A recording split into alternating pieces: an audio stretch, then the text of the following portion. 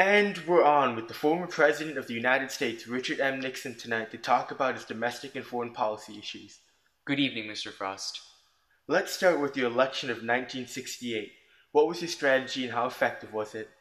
Well, I tried to appeal to two distinct classes. The Dixiecrats with the Southern strategy, and the silent majority with the Philadelphia plan. Both led me to getting enough votes to be elected. I also proposed the Law and Order plan, aimed most at the silent majority. Since they didn't support the protests or riots, the Law and Order plan was aimed at bringing an atmosphere of the 1930s back. This also helped me gain more votes. The Law and Order plan also put a rift in the Democratic Party, allowing me and Ronald Reagan to be elected. Now for the ladies. What did you do to help the feminist movement?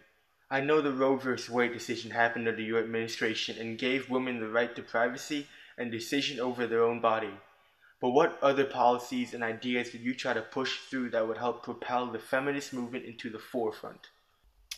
One of the accomplishments that I'm most proud of that happened under my administration, other than the court decision, was Title IX. This allowed for equal opportunity for scholarships and sports in college. The same amount of money had to be put towards men and women's. This allowed men and women to be more equal. Women are really shooting for the stars on this idea. Speaking of stars, what about the moon? Under your administration, the U.S. was the first nation in history to land a man on the moon. That's correct. We managed to beat the Soviets in the space race. Even though they had the lead in the space race prior, with Sputnik and the first man in space, the moon landing topped all of those feats. It boosted American nationalism and added more support to my administration. Didn't that moon mission cost some $25.4 billion? That had to play a part in the stagflation that occurred during your presidency. Well, that didn't really have that large of an impact on stagflation. Vietnam was responsible for the majority of federal spending, and I didn't start the war or the mission on the moon. In fact, I was the president to end the war. I even tried to fix stagflation by putting in price and wage freezes for 90 days. That may be true, but it only helped for a limited time. That was the only attempt you made to help out the economy. As president, how could you neglect so much of your own country and only focus on foreign problems?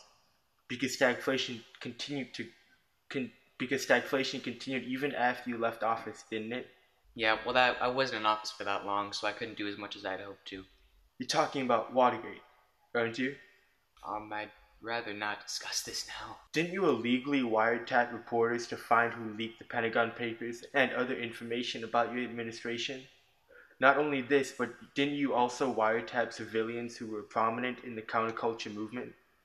And let's not forget about the creepers who broke into the Democratic headquarters and the presidential tapes that you refused to release. Those kinds of accusations are the ones that ruined my career. Granted, I had a lot of enemies, but I never did any of those things. Those accusations are blasphemy. I'm not a crook. Whatever you did or didn't perform any of those crimes is beyond the point. What resulted from all those leaked papers, namely the Pentagon Papers? Congress wasn't pleased that they had been kept in the dark for most of the Vietnam War, so they instituted the War Powers Act. By requiring the president to inform Congress on any military action more than 2 months long, executive power was drastically reduced, keeping the balance of power the original founding fathers had wanted. Vietnam was the highlight of your presidency, wasn't it? Well, it was a big part of my plan before I ever even became president of the United States. Oh, you mean your plan of Vietnamization? Didn't that just leave South Vietnam vulnerable to any attack from the North?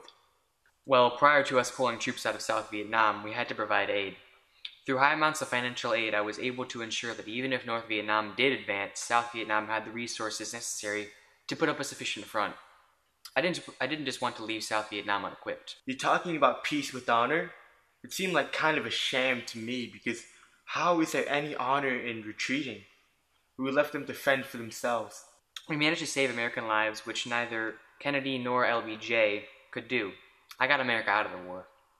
But you kept us in there through bombing Cambodia, right?